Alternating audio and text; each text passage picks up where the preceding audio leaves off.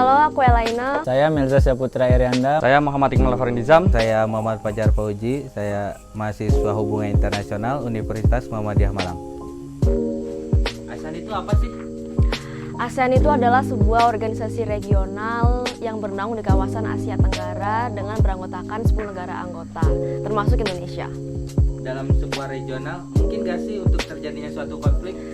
Pasti, karena dalam suatu kawasan itu terlebih dengan adanya perbedaan dari ke-10 negara anggota nggak menutup kemungkinan bakal terjadinya konflik. Salah satunya adalah sengketa.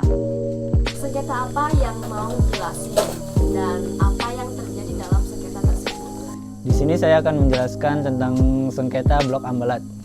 Sengketa Blok Ambalat merupakan sengketa lanjutan dari sengketa Sipadan dan Ligitan, di mana sengketa tersebut sudah dimenangkan oleh Malaysia mengenai sengketa Sipadan dan Ligitan. Blok Ambalat sendiri merupakan wilayah perairan yang berada di Kalimantan Timur, Indonesia. Wilayah tersebut memiliki luas 15.235 km persegi. Hal yang melatar belakang peristiwa ini adalah atas klaim perairan yang dilakukan oleh Malaysia, di mana Malaysia melakukan pemetaan perairan di wilayah Laut Sipadan dan Ligitan. Hal ini memancing kemarahan negara-negara yang berada di dekat kepulauan tersebut, seperti Filipina, terutama Indonesia. Di sini saya ingin sedikit membahas terkait sengketa yang terjadi di Laut Cina Selatan. Siapa sih yang nggak tahu terkait sengketa Laut Cina Selatan? Dari sekian banyak orang, pasti kita tahu Laut Natuna, di mana Natuna termasuk di wilayah Indonesia. Seperti yang kita ketahui juga bahwasanya Laut Cina Selatan ini mempunyai beberapa permasalahan, termasuk kepada negara-negara di Asia Tenggara. Negara-negara di Asia Tenggara seperti Brunei, Vietnam, Malaysia, dan Singapura menjadi bagian dalam sengketa tersebut. Di Asia Timur juga ada beberapa negara yang ikut dalam sengketa ini, seperti Tiongkok, Taiwan. Nah, di sini saya menjelaskan sengketa di wilayah Kuil Prah Pian Ang, di mana wilayah tersebut diperebutkan oleh Thailand dan Kamboja. Awal konflik sengketa tersebut di mana UNESCO menyatakan bahwa wilayah Kuil Prah Pian Ang dinyatakan sebagai situs warisan dunia milik Kamboja. Di situ dari pihak Thailand tidak menyetujuinya. Dalam sengketa itu ada nggak sih peran ASEAN? Di dalam sengketa ini Indonesia sangat berharap peran dari ASEAN, di mana Indonesia tidak ingin melakukan kegagalan dari sengketa yang pertama kali itu, yaitu Sipadan dan Ligitan, di mana Indonesia kalah terhadap Malaysia di PAMA internasional.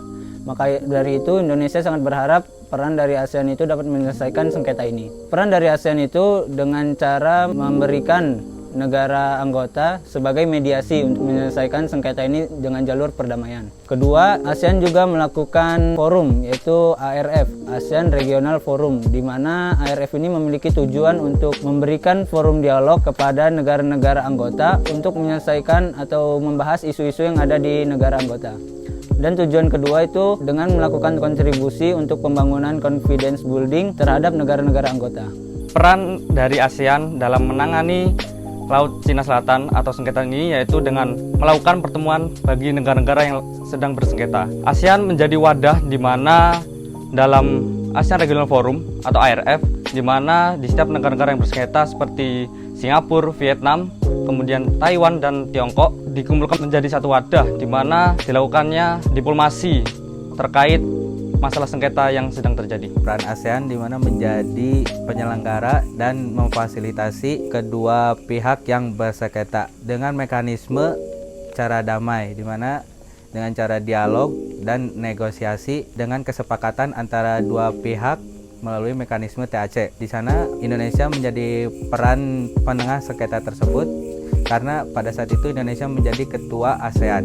Untuk hasil yang signifikan dari peran ASEAN tersebut apa? Untuk hasilnya dari peran ASEAN itu hingga sekarang belum menyelesaikan sengketa tersebut. Itu disebabkan ASEAN tidak memiliki power yang kuat di dalam regional.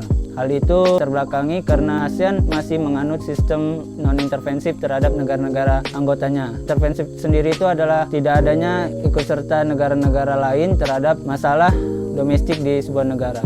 Dari hasil yang sudah dilakukan dalam pertemuan antara negara-negara yang lagi bersengketa, ASEAN sampai saat ini masih belum bisa menyelesaikan dari sengketa Laut Cina Selatan ini, di mana sampai saat ini masih berlanjut dan belum mendapatkan titik terang. Ada 3 hasil dari dalam ASEAN tersebut. Pertama, dari dialog perdamaian berdasarkan mekanisme TAC. Kedua, gencatan senjata permanen. Dan yang ketiga, ASEAN menjadi peran mediasi sengketa tersebut.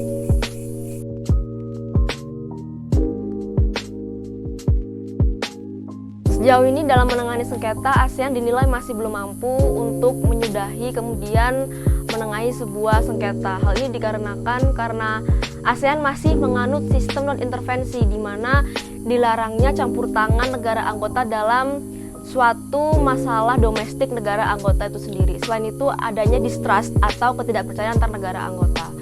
Dan hal ini menjadi PR untuk ASEAN agar kedepannya mampu menaungi ke-10 negara anggotanya dengan baik.